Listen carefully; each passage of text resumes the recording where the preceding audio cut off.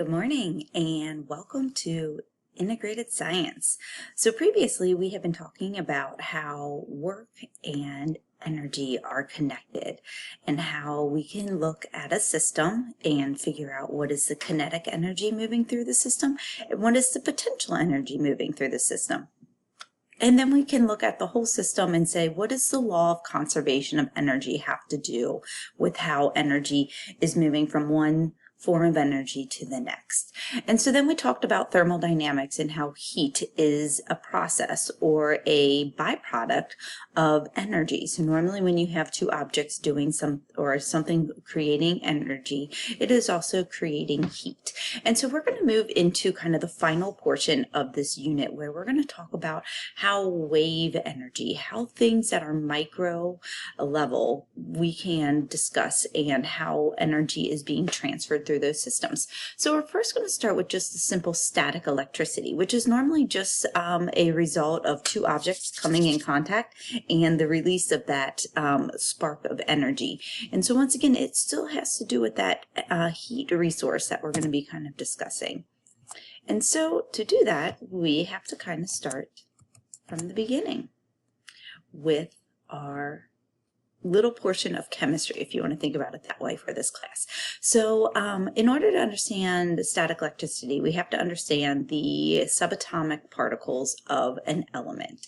And so first off, an element is just the simplest form of matter, meaning that when we look at how these particles are broken down, you can jump into talking about molecules and compounds, but the simplest form is just an element, meaning that what is the amount of protons, the amount of neutrons, and the amount of electrons that are going to be kind of in that element. So it's the simplest form. So we have the periodic table of elements that we use to kind of help decipher these different elements, and it goes all the way from highly reactive elements here on the left hand side to very, very stable elements on the right hand side, meaning that these normally bond with some other element on the periodic table because they are looking for perfect bond that's going to allow them to have a full count of electrons.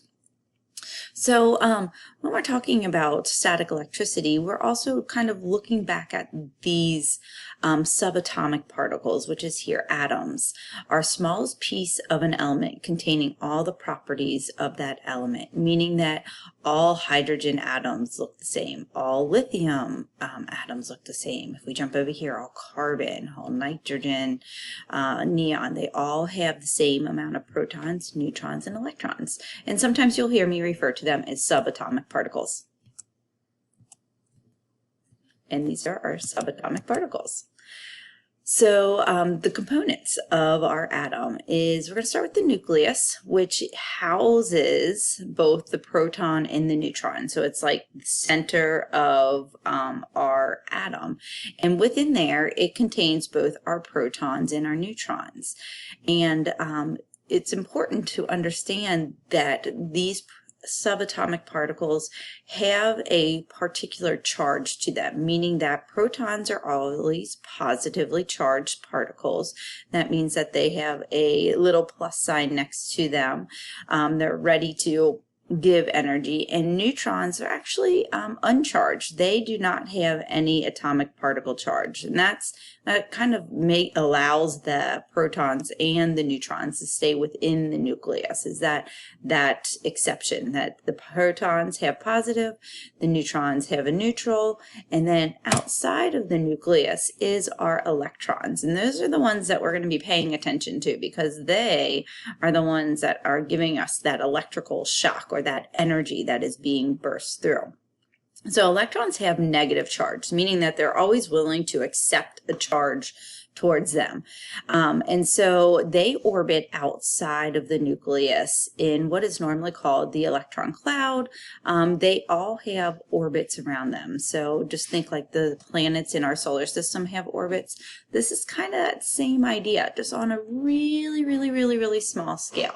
So electrons have a negative charge and they orbit around the nucleus of the atom. And as they do that, they exchange, or they are kind of connected connected with our protons having a positive and our electron having a negative, and that kind of keeps them in this like cycle or circuit. And that's what we're going to kind of be getting to, is what are these circuits that kind of change the way that we use a lot of electronics in devices. So valence electrons are the ones that we're going to be mostly talking about, because they're the electrons that are on the outermost shell that are creating or exchanging energy for things to happen. So valence electrons are the outermost ring of an electron in an atom. I'm going to give you this example there. You can see this is what technically a atom would look like with our protons and neutrons. It's very 3D.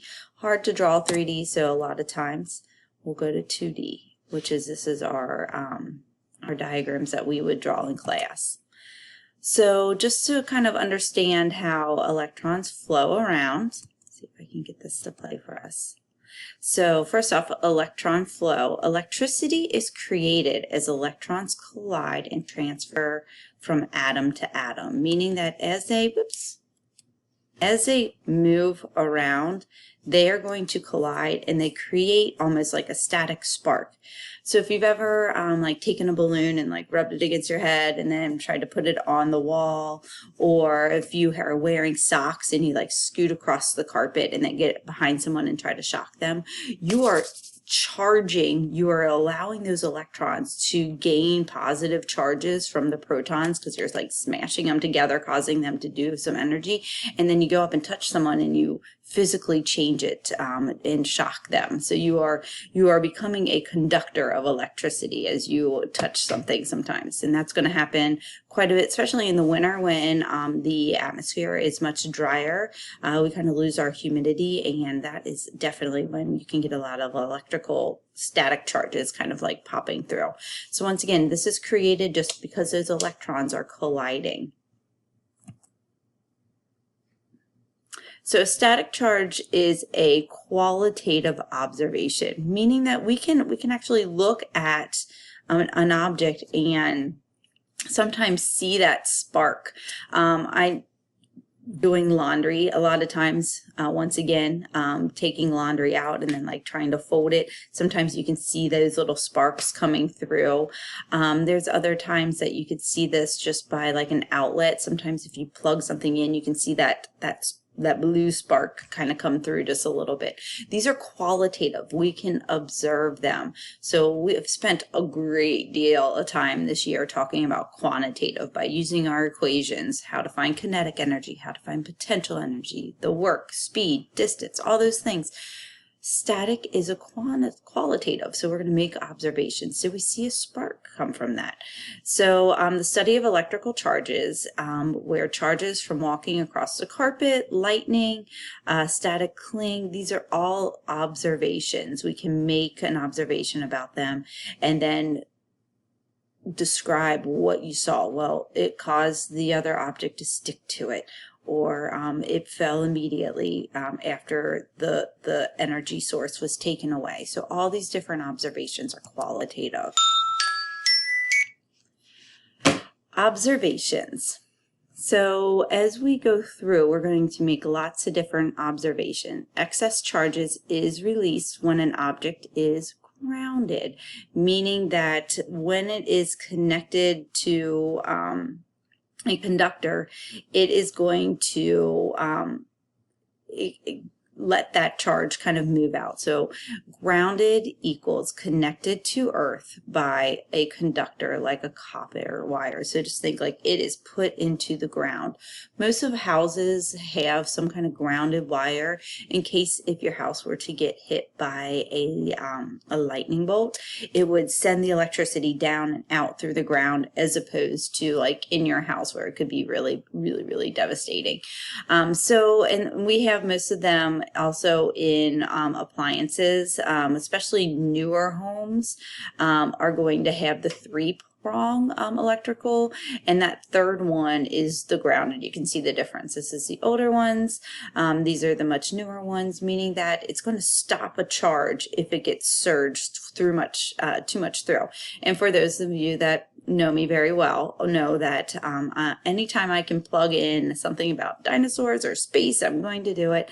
And so if you've ever seen Jurassic Park, this is a great example. The park is wired with electrical fences all around them, and in one of the scenes the little boy Timmy is on the wire fence and they turn the electricity on, and since he is up in the air and not having like a body part to the ground, he is completely electrified and then gets fallen back and so forth, and they resuscitate Timmy. He makes it, but he is one that is not grounded. And so, but somewhere in Jurassic Park they probably have a wire in case, like, if electricity gets surged through the system, it would be stopped somewhere along the line so that they wouldn't go through like a whole rolling blackout.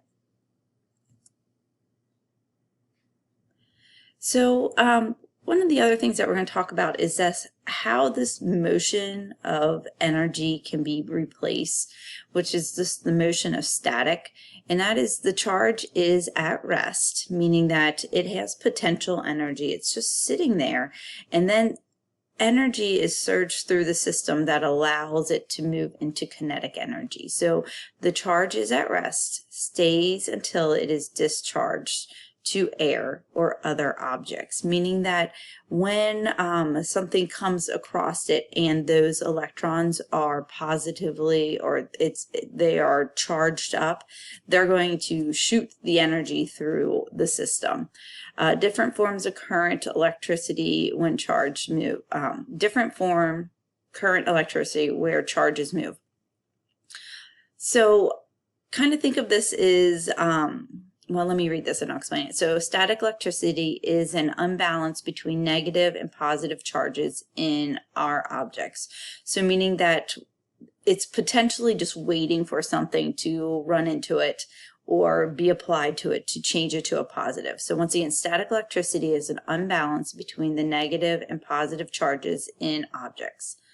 Electrical charge is a fundamental property of energy, meaning that it can be moved back and forth, back and forth. And so these two metal objects here were probably had potential energy, and then there was a surge of heat moved through the system and it caused this electrical spark.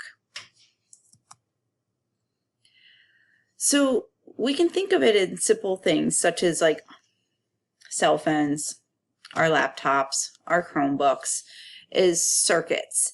And so we charge our Chromebook or we charge our phone, and what that is it's a circuit that's in there. So if we think about just even our outlets again, if I were to take a meter reader to it, one would heat up with energy and the other wouldn't, meaning that it goes through a system in a circular process, that it's going to exchange positive energy with negative energy, and positive energy with negative energy, kinetic energy to potential energy, kinetic energy to potential energy.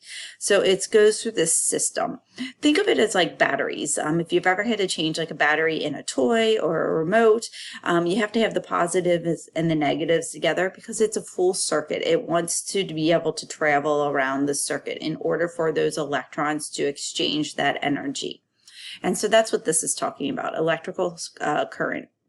It's a system of conductors and components forming a complete path of current to travel. And we normally use these terms to describe a volt, a current, a resistance.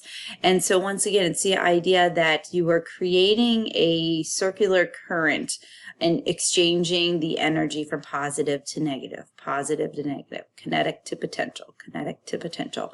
So we're going to take a look at this a little bit further and how static electricity can change how the protons and the electrons just interact with that positive and those negative charges. So hopefully this was helpful.